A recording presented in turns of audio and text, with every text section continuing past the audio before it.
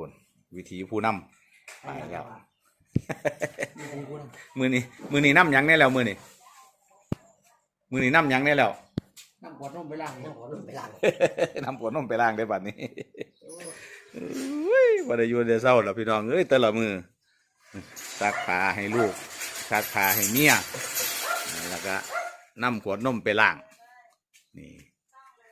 หลังจากที่มือเศร้านี่ไปว่านเขานะลูกเนาะไปว่านเขาขวดน้ำกับพ่อเฒ่าบ้านนี้ก็จะได้ล้างขวดนมในวันภารกิจที่ต้องรับผิดชอบกิจวัตรประจำวันเป็นหน้าที่ที่ทำด้วยความภูมิใจนะลูกเนาะเพราะว่าดูแลให้ลูกชายสุดที่รักลูกชายหลาเพื่อนพี่น้องสกายหรือว่าน้องหลงรักกันล่ะก็จะทำการล้างขวดนมทำความสะอาดคือว่าที่ได้ให้ลูกชายได้ดื่มต่อไป